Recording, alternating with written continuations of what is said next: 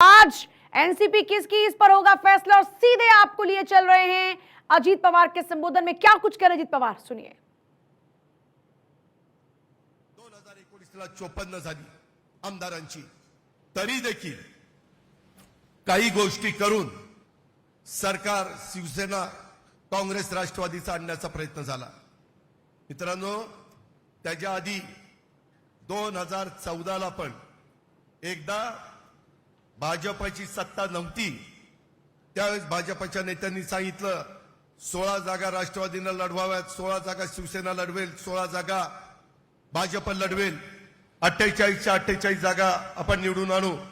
परंतु नंतर त्यामध्ये भाजपने थोडंसं सांगितलं आम्हाला जमणार नाही, कारण अनेकांच्यावर आरोप होते।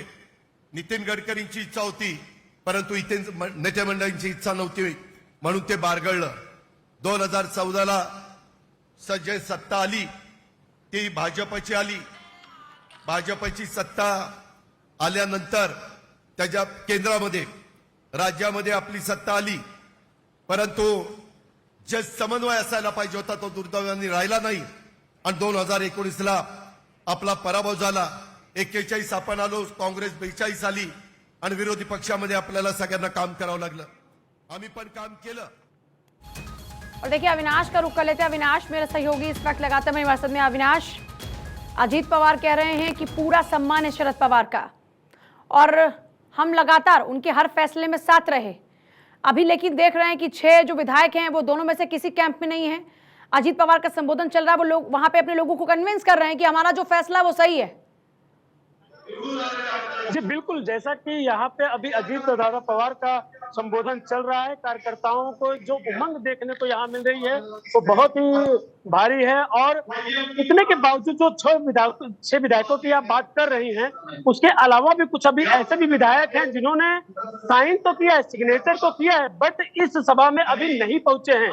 हम बात करें इस समय विधायकों की, तो विधान परिषद के विधायकों को लेकर लगभग 32 विधायक इस अजीत पवार जी के सभा में इस समय मौजूदा हालात में उपस्थित हैं और ये सभा चल रही है।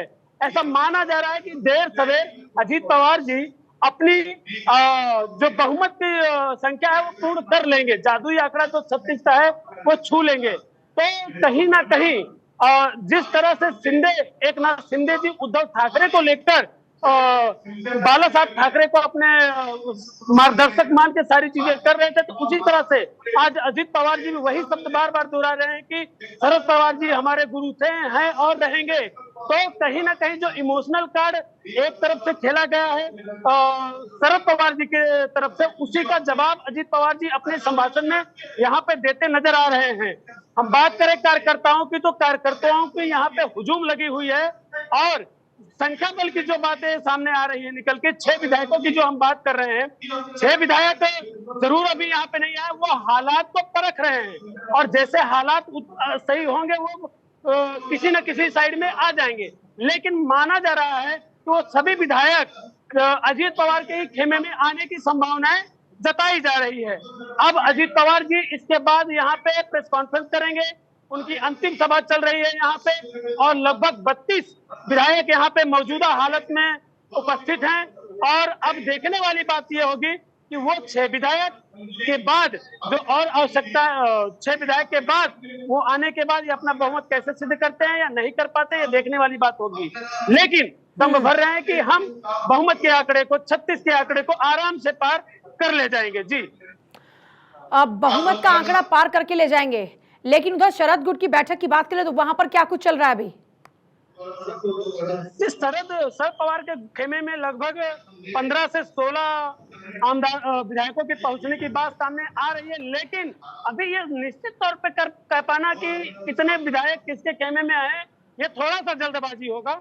और जैसा कि अभी 6 विधायकों के उन्होंने कितना शरद पवार के खेमे में और ना ही अजीत पवार के खेमे में आने का फैसला लिया है, वो वेट एंड वॉच कर रहे हैं और जिस तरफ पलड़ा भारी होगा वो बाद में उसी तरफ चले जाएंगे। और कार्यकर्ताओं में यहाँ जो देखा जा रहा है बहुत ही ज्यादा उत्साह है और जिस मैदान में मैं हूँ इस समय, यहाँ पे हजारों की संख्या में लगभग कार्यकर्ता अजीत पवार के साथ में अजीत पवार को सुनने के लिए एकत्रित हुए, उनको समर्थन देने के लिए यहाँ पे इकट्ठा हुए हैं। जी, मतलब कई जिला अध्यक्ष वहां पर पहुंचे हैं, संगठन के लोग खासतौर पर वहां पर पहुंचे हैं अजीत को अपना समर्थन देने के लिए, जो तस्वीरों में भी हम देख पा रहे हैं। मतलब पूरी तैयारी की अजीत पवार ने, शक्ति प्रदर्शन की, उनके साथ में प्रफुल्ल पटेल भी हैं।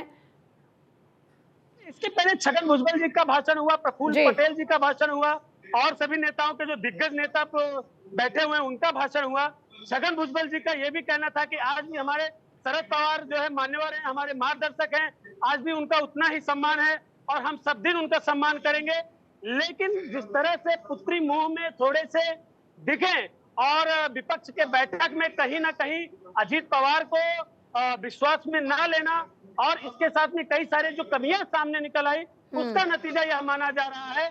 जिस तरह से उद्धव ठाकरे जी कहीं ना कहीं मनमानी करते दिखाई दे रहे थे या एक नाथ शिंदे गुट ने आरोप लगाया था, अब उसी तरह से अजीत पवार की पूरी टीम यानी कि उनके पूरे कार्यकर्ता से लेकर विधायक सब आरोप प्रत्यारोप का दौर तो चालू है, लगा रहे हैं कि हमारे साथ ऐसे नाइंसाफी हुआ, हमारे साथ। अच्छा अविनाश, ये बताइएगा कि अजीत पवार का जो इस वक्त संबोधन चल रहा है उसका लब्बो-लुआब क्या है? क्योंकि एक चर्चा ये भी हो रही है कि एक नाथ शिंदे और उनके लोगों में एक असुरक्षा का भाव पैदा हो रहा है। यहाँ पर जो अजीत पवार की बातें हैं उसमें क्या निकल कर आ रहा है? देखिए, इस पे साफ कहना चाहेंगे कि लोकसभा चुनाव सर पे है और बीजेपी किसी भी हालत में लोकसभा चुनाव पे अपना बहुमत यहाँ पे महाराष्ट्र से सिद्ध करवाना चाहती है। इसके लिए उनको भले विपक्ष के लोगों को तोड़कर मरोड़कर या कैसे भी करना, ये एक अलग बात है, वो करेंगे। लेकिन जो इस समय स्थिति चल रही है, अजीत पवार जी कहीं ना कहीं अभी भले ही थोड़ी सी संख्या कम है लेकिन वो बहुमत सिद्ध करते दिखाई दे रहे हैं। जो कुछ भी कमी है यहाँ पे कम से कम 36 के आंकड़े में 5 से 6 विधायकों की जरूर कमी है, वह भी पूरा हो जाएगा जब इतनी बड़ी संख्या विधायकों की अजीत पवार के साथ में है। और ये इस वक्त एक बड़ा सवाल है। अविनाश, नजर बना रखिए, आपके पास फिर वापस लौटे।